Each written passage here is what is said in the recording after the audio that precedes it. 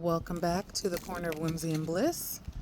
We are doing a little sifting of our soil, getting a few more seedlings started. I realize it is May and it is time to officially start planting, but because we are so behind, we're trying to do at least have a few things germinated already. So when they do go in the beds, they will have already at least gotten the process started. So what you see here, because these products that are marketed as seed starting mix still tend to have large chunks of forest material, perlite, you name it, there's big chunks of something in there. Even this particular product is mostly coconut core, but it still had large clumps of husk and things like that we were having trouble breaking up and still causing problems in our previously started batch of seedlings. So we just found a little solution. We went over to the handy dandy $1.25 store, and we initially picked up these little baskets, these little waste baskets, intending to use them as cloches to protect our young plants from birds and things like that. And as we were going through the potting mix, we started realizing we had these huge clumps of this and that. So I went online and I was going to purchase a product that was marketed solely for the purpose of sifting your soil, but it was like $40. And as I was scrolling on my phone looking at different alternatives, I glanced over and saw this basket and I said, wait a minute, that serves the same purpose. The holes on that particular product I was looking at was approximately, I want to say it was like quarter-inch openings. We're just adding the product back into like an empty bag, basically. And we'll use it. This is all the material that came out of, previously sifted bags of potting soil. So it's this, watch it now. This is a a 3-pound bag, and it's almost full, like from previously starting our seeds. This is how much material has been wasted because it's not fine enough. But what we will do, because nothing's going to waste, nothing is going to waste. These soil mixes, bag mixes, and things like that. It's very expensive, And in my case, because we had to account for having things delivered in bags versus bulk delivery, that comes with an additional price tag. So we have to make good use of everything. So that particular waste, quote unquote, waste material, we will use that in the bottom of something to just add, fill it up a little bit more, reserving the top layers of whatever container or vessel we decide to put something in for the good soil, good light fluffy potting mix.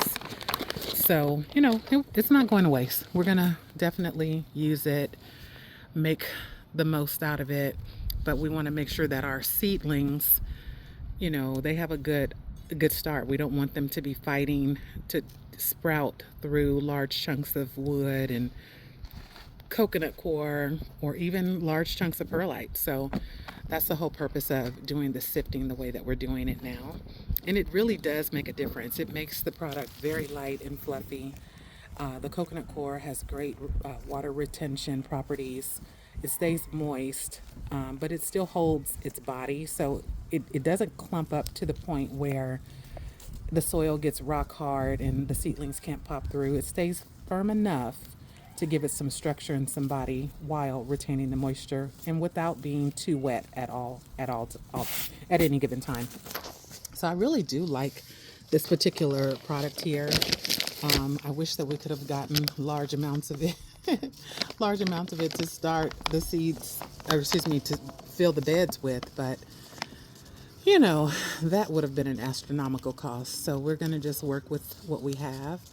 I'm trying to figure out some type of contraption that will allow me to sift all of the soil that's going into the raised beds. Now, just to give you a little bit of insight into how much soil it's going to take to go into each one of the bed. And each bed, you can tell me how ridiculous that notion is. Each bed, being that I am setting up my birdies raised beds in a 6x6x3 configuration. That basically means each one of those beds will require 87 cubic feet of soil or material. Obviously, most people incorporate the hugelkultur method, in which they are filling the bottom half of the beds with some type of, plant material. It could be rotted logs, newspaper, cardboard, grass cuttings, leaf cuttings, mulch, things like that. Obviously, in my particular case, I'm in the middle of the suburbs, so we just don't have any of that available. There's no trees, there's no leaves, there's no nothing. So we kind of had to find an alternative solution to fill our beds. Obviously, I won't be filling them with 87 cubic feet of the good quality, rich, nutrient dense soil.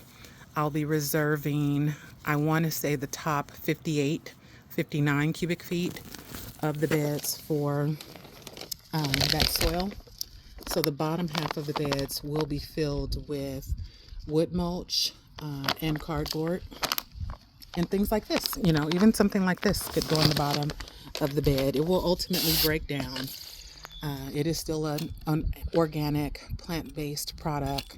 So, we want to make sure that our garden is completely organic. We won't be using any synthetic fertilizers, pesticides, soil blends, none of that. Everything that we'll be using is plant-based, coconut coir, worm castings, vermiculite, perlite. Those are the kind of things that we want our seedlings to grow up in and the rest of our garden to thrive in. And that will go for our cut flowers, our fruit trees, all of the herbs, all of the veggies, any of the berry bushes. All of those items will be also planted in the organic planting mix. We just want to keep it sustainable. We want to keep everything clean and healthy. A lot of the flowers that we will be planting, they are edible. Also, I hope to harvest some seeds and be able to share those seeds and replant those seeds. And I just want them to be as clean and organic, heirloom quality as possible. I'm speaking from no experience. I'm speaking from delusion and hope and faith that I will be able to do these things. I'm learning as I go. I'm a brand new gardener, learning as I go, but I do want to be able to share the things that I learn. I want to share the harvest, the bounty. I want everything that we're planting here to live on beyond us. So as we are, harvesting everything, once everything goes to seed, and it is time to turn the beds over, turn the garden over, we will be collecting the seed, saving some for ourselves, giving some away, sharing with, friends and family who also garden, church members who also garden. Honestly, anyone who wants to plant food, grow flowers, grow fruits, herbs, I love talking about gardening and planting and learning about the different cultivars and the seasons and the things that it take. What type of soil do they require, how much water, how much sun, what makes them strong. I love talking about that. So for anyone who's willing to listen, anyone who's willing to share their wisdom and also learn as we all grow, I am definitely looking forward to it. And plants will do what plants do. They're going to grow, right? So you introduce them to good quality soil, water, proper sun. I personally sing and pray and talk to my plants because I'm just so excited.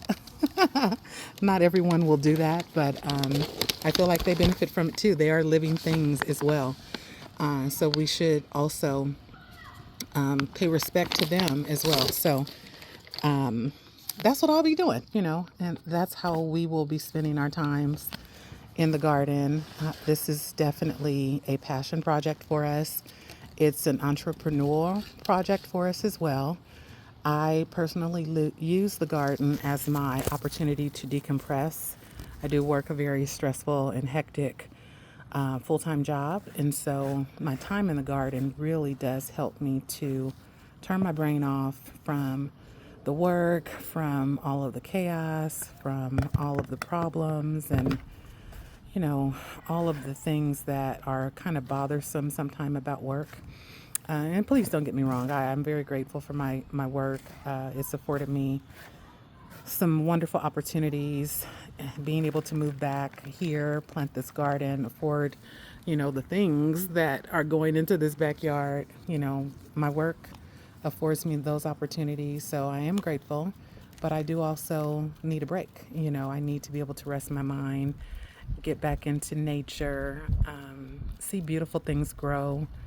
Like the best part right now, my potatoes are growing. I've never grown potatoes before. They are sprouting. We have beautiful purple potatoes. Walk over there and show. Yeah, we have beautiful purple potatoes. And for those who've never grown potatoes, the leaves came up purple. And I just thought that was the most fascinating thing, to see that happening. The purple ones came up first, and then the red potatoes started coming up slowly. Somehow we neglected to label all of the potatoes. So we have a few beds, a few of the, what do you call these things? What are those bags called?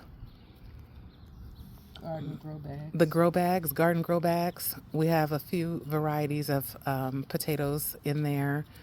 And, we'll see what they are once they do what they have to do. I won't show you right now because it's still looking kind of messy back there. But we do have peppers. We have tomatoes. There's some okra. Let's see. Let me go back there. Just one second. Let's see what we got. I'm trying to. Oh, my stupid cup. That's why I didn't want to get up.